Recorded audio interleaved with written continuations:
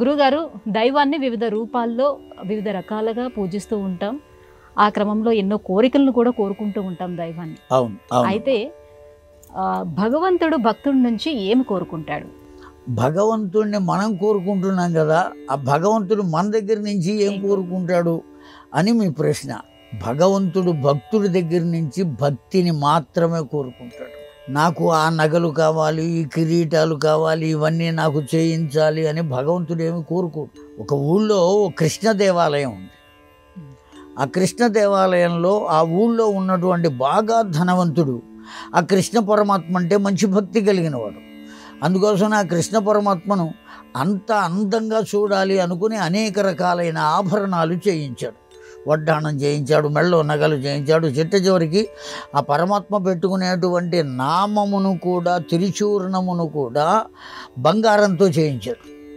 మధ్యలో ఎర్ర రాయి వేసి బంగారంతో చేయించాడు. చెవులకు ఆభరణాలు, అనేకమైన ఆభరణాలు. కృష్ణాష్టమి ఉత్సవం వచ్చింది, ఈ ఆభరణాలన్నీ తగిలించారు. తగిలించి ఆ ధనవంతుడు వచ్చాడు చూడడానికి, పట్టు వస్త్రాన్ని కట్టబెట్టారు. ఆహా, ఎంత అందంగా ఉన్నాడు, వేణువు బంగారందే, అన్నీ బంగారంతోనే ఉన్నాయి. చాలా బాగున్నాడు కదా అనుకున్నాడు. ఎంతోమంది జనం వచ్చారు.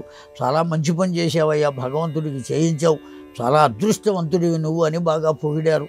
ఆ పొగడ్తల ఆనందం, భగవంతుడు వేసుకున్న ఆ నగలు చూసి ఆనందం, ఉబ్బి తబ్బిబ్బైపోయాడు, ఇంటికి వెళ్ళాడు. అయితే అందరూ చూడడానికి వచ్చినప్పుడు అందరితో పాటు ఒక చోరుడు కూడా వచ్చాడు అక్కడికి. ఆ కృష్ణ పరమాత్మ ఫ్రెండ్. వాడేం చేశాడు, వీళ్ళందరూ వెళ్ళిపోయిన తర్వాత తలుపులు పగలగట్టి లోపలికి వెళ్ళి ఆ నగలన్నీ తీసేశాడు.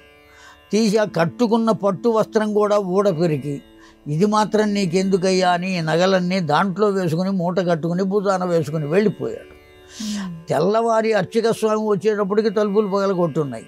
లోపలికి వెళ్ళి చూస్తే ఒక్క నగ లేదు, కట్టిన వస్త్రం కూడా లేదు ఆ కృష్ణ పరమాత్మకు. వెళ్ళి పరుగు పెట్టుకుంటూ వెళ్ళి ఆ ధనవంతుడికి చెప్పాడు, ఇట్లా మొత్తం పోయినాయ్యా.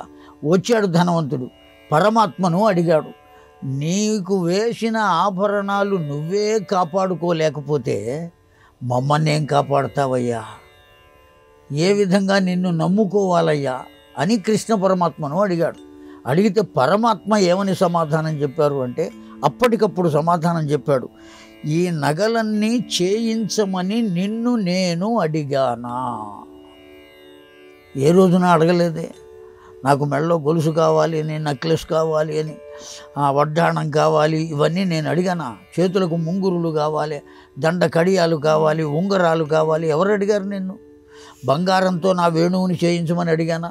పెట్టుకునే బొట్టు కస్తూరి తిలకాన్ని కాకుండా ఓ బంగారంతో ఏదో గమ్ అక్కడ పెట్టి అతికించి నా మొహానికి, ఇదిగో ఎంత అందంగా ఉన్నావని నువ్వు అనుకున్నావు.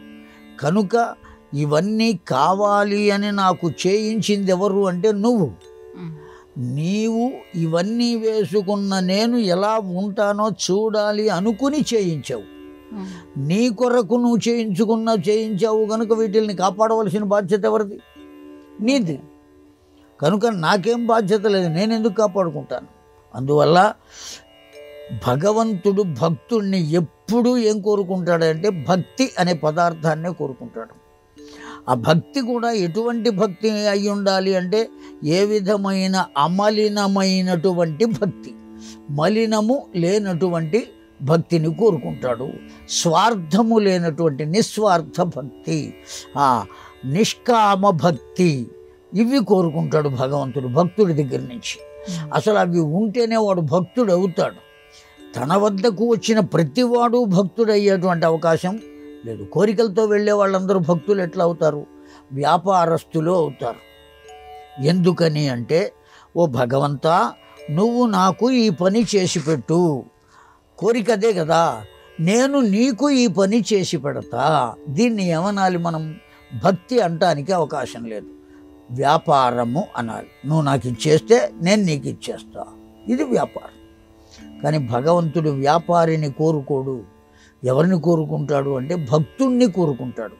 ఆ భక్తుడికి 3 తత్వాలు ఉంటాయి: నిష్కామ భక్తి, అవ్యాజ భక్తి, యోగ భక్తి. ఈ 3 రకాలైన భక్తులే ప్రతి వాడి దగ్గర నుంచి భగవంతుడు కోరుకుంటాడు. అంతే తప్ప ఇంకోవి ఏవి భగవంతుడు కోరడు.